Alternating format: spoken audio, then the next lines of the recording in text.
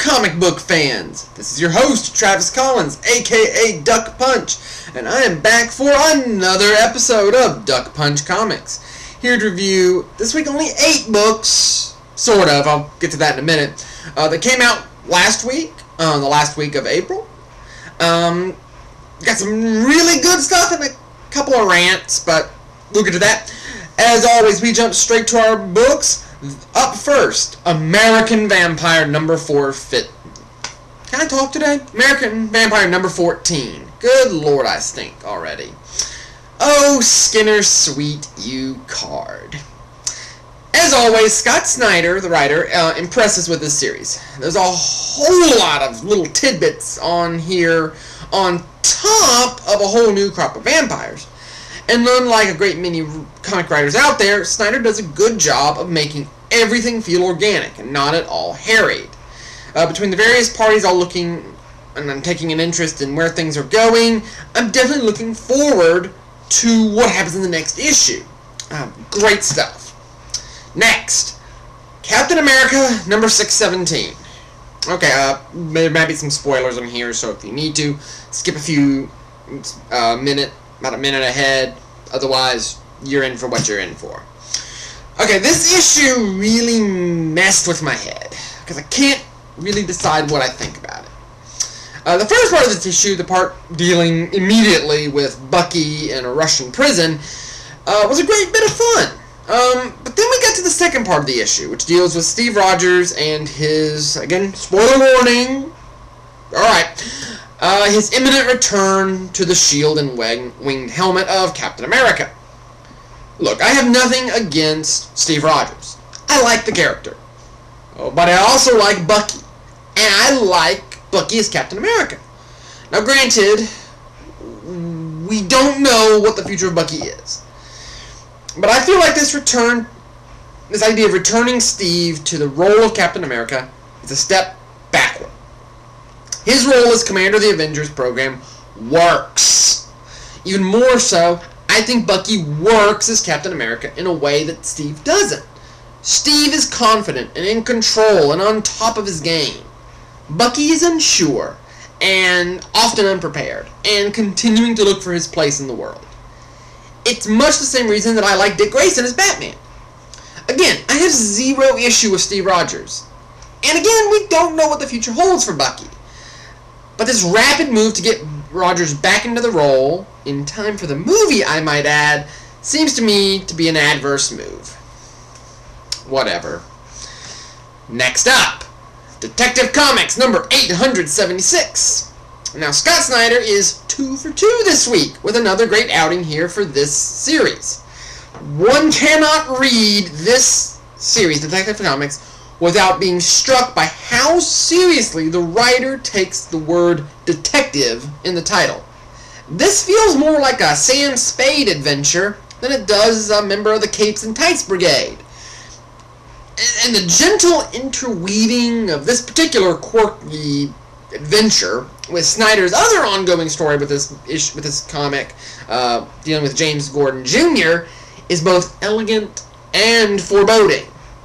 There's a lot of balls in the air, and Snyder, as always, seems to be doing a great job of keeping them all from hitting the ground.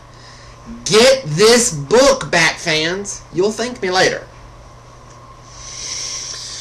Next up, FF number 2. How does one describe this issue?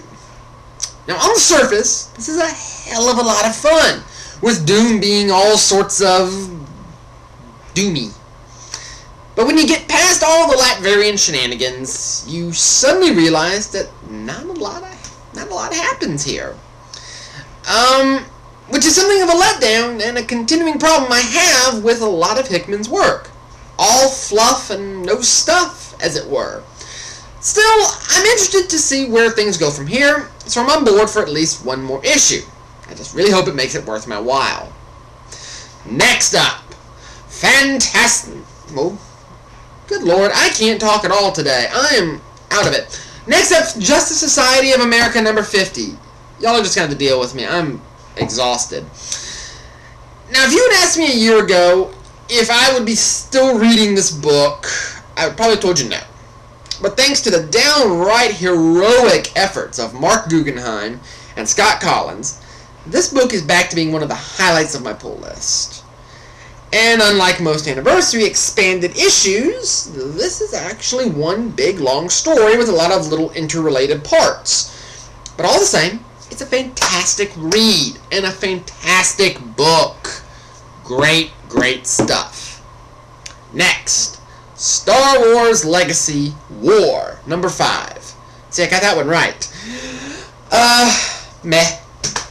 If I hadn't already paid for this up front and wasn't demanding closure to this entire story, I'd probably have completely lost interest. But all the same, this is kind of spinning its wheels. Oh, look! An invasion of Coruscant, and I rush headlong into the finale next month. Woo! Next, Uncanny X-Men number 536. So we're moving ahead with this story dealing with the return of the Breakworlders, and while a lot of this issue is pretty ho-hum, the last couple 8 pages dealing with Power Lord Kroon and Magneto make it all worth it. Gillen is still doing a stand-up job of trying to make the X-Men back into the marquee team that they should be. My only concern at this point is that Gillen hasn't done a very good job, at least in my opinion, of making Colossus, aka the mutant most affected by the return of Kroon and gang, much of a presence outside of standing around looking imposing. It's a weakness, I think. He's not really carrying the story, and this is his story, really. And it needs to be fixed post-haste, or this story is going to fall flat. The center is not holding, as it were. Last up this week, Venom, number 2. Good gravy. This was fun. Despite being a Rick Remender fan, I was skeptical of this series when it launched, because I'm a longtime Venom fan, and the last few Venom series, how do I put this kindly, have sucked out loud. But holy in the craps is this shaping up well. This is one part Tom Clancy action-adventure, one part sci-fi extravaganza. And the thing is that this is a series that could really easily fall through the cracks. And that, dear readers, would be a crying shame. Okay, so 8 books in under 10 minutes. Book of the week. Tough one this week. I'm gonna give it to Justice Society of America number 50.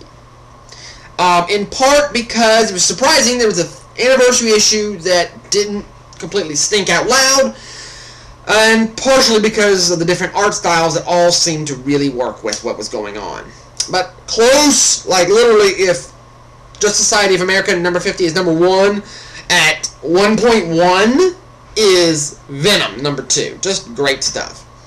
Disappointment of the week.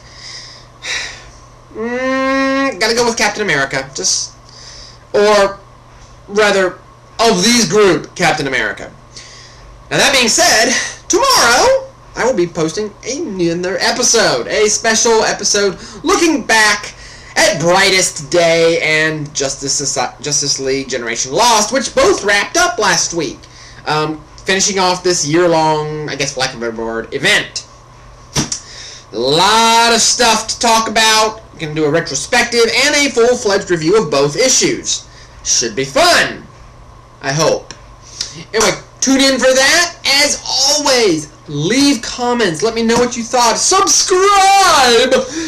And I will see you tomorrow. Have a great day, guys. I'll see you later.